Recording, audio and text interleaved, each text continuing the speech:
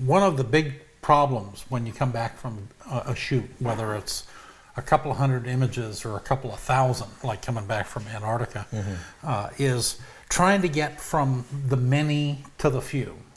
And a lot of that is dependent upon what it is that you're looking for in the edit. And part of it is just trying to get rid of the shaft so that you can get the wheat. So why don't you kind of demo your approach? Do you want to see my wheat? Yeah, let's see your wheat. Okay. Well, here's a directory, a Lightroom library with 820 shots. And these were taken in Germany a couple of years ago when I was there for the launch of the Leica S2. And there are shots in the factory and shots out in the beer garden and shots just, all over the place. A lot of images. A lot of images, and a lot of them are just snapshots. But there were times and places when there were interesting things to photograph. So what I've done is I've taken one of the small groups of shots and I've put it here into a little collection called Buildings. And let me make this now bigger.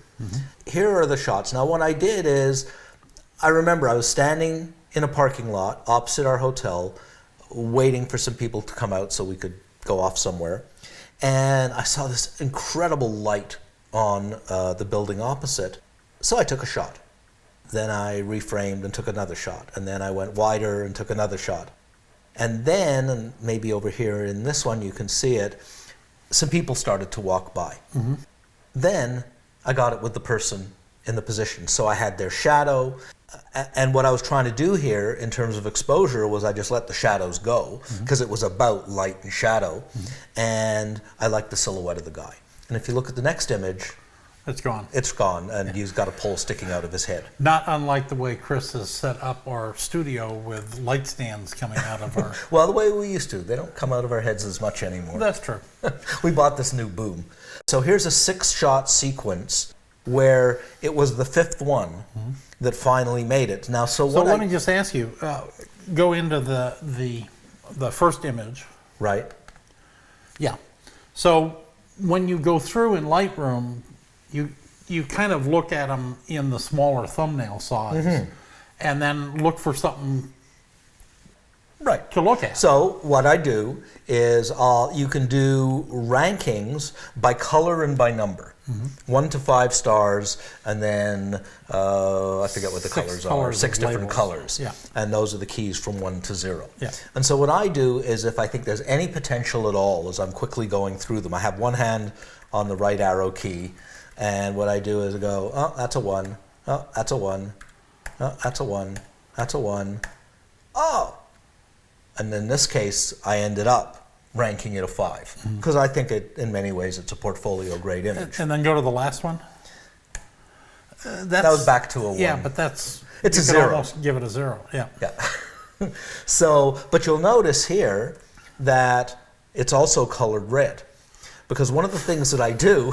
Yeah, I know. Hey, we all have different work habits, and 6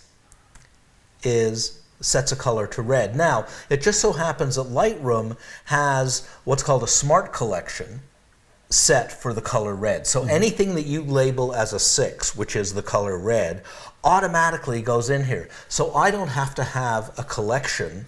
Well, let's see your colored reds. Okay, here are and it turns out I have 18 reds. Okay, and these are the shots that I like best. We'll quickly go through them. So that was the view out of my hotel room. Out of 800 and some odd, you've got 18 that... I'm happy with. Yeah. Yeah. There's some construction hoarding. Construction hoarding? Well, what they do in Europe is when there's construction, they put, it's not hoarding, it's like a mesh. Oh, yeah. Just keep the dust and dirt from hitting the street. A little blurry shot in a church. Some old lady sitting at a bus stop. Interesting patterns of light and color. Well, as our good friend and colleague from New York City, Jamie Zell, everything to him is about light, color, and gesture. Right. And it's really hard to argue against that. No. It really is. The only thing I'd say is that Jay also doesn't shoot black and white. Well. But we'll cover black and white in depth. We will. You've got your way and I got my way. So... But So here's a quasi black and white. It's a black and white that's been toned with a light sort of creamy color. But this is about gesture. Kids in a playground. Similarly, this is about gesture. Yeah. And this, again, I've used some techniques to kind of desaturate and give a little bit of a blur. It gives a kind of a romantic look. And here's your patented selective desaturation. Yeah. Again, we're going to look at that. Color concept. And just, an interesting building, just a pretty shot. This is all shot with the Leica M9, and the dynamic range capability of the Leica is just amazing. And pretty sharp, too. Yeah. So... Self-portrait? I don't know what that person was doing. And, here's this, we were in a beer garden, and we had a couple of Leica Noctilux lenses that they had loaned us. And so I did this little still life at f1. It was one of the older Noctilux, and here's the shot that we were talking about. And some foliage. And so the whole concept was you got back. I went through doing, one. Then I show me all my ones, and then I go through the ones. And what I might do, it depends. I vary my technique, but I might just go 2, 3, 4, 2, 3, 4, depending if I thought it was. What I do is 1 means have a look at it, but you never know. 2 means it's worth working on, but probably isn't that terrific. 3, this could be something I put online. 4 means this is a really good shot. 5 means it's portfolio grade. And that's just me. I try to do my initial selection editing as strictly binary. Either it has no ranking or it has a 1-star. And it's from the old days of going through chromes on the light box. And so I would do a, with a grease pencil, I would do an X on the transparency shield, not the actual chrome. Right. And then I would go back and do side-to-side comparisons, which it's handy in Lightroom in the survey mode, or even compare. But in survey mode, you can take all of those images and say, nah, I don't really like that one, don't really like that one. Then I would elevate that selection to a 2-star. So then in fact, go into library and go up under attribute and just show me all my 4 stars? Yeah. Show me all my 3 stars? Yes. Show me all my 2 stars? Yes. So that then what you can do is keep shaving away the excess and narrowing it down to essentially the heroes. You don't want to be spending time and energy processing an image that you don't care about. Worthwhile, right? Yeah, exactly. So it comes back to what I was talking about earlier, which is, and part of the selection process is you're looking for technical quality. Is it sharp? Is it properly exposed? But also, does it mean anything? Yeah. What's it about? I mean, not every one of these has meaning, but for example, these wonderful ladies sitting at a bus stop, but what I was interested in doing, again, I did some desaturation, and I added in a bit of creamy color to the overall image. To me, it's like Germany in the 30s. There was I was trying to convey something of a bit of an old-fashioned look to the image. So again, and that's what these ladies said to me, because they're almost timeless. There's nothing about their clothes says, the 21st century.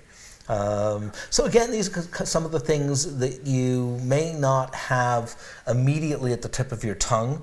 Like now I can verbalize it and I can say, yes, I tried to create a look that's a little bit like the 1930s, and probably if I wanted to pull this even further, I might put a bit of a vignette on it. But again, it wasn't worth the effort, because it isn't that great a shot. But sometimes I just do that. I'll work on something like this because it helps me understand what it was I saw and why I saw it.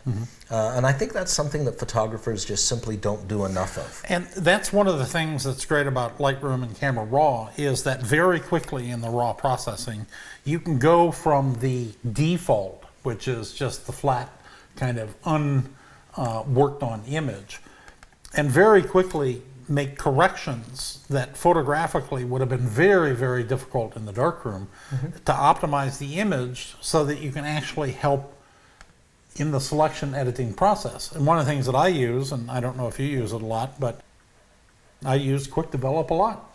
Well, I don't.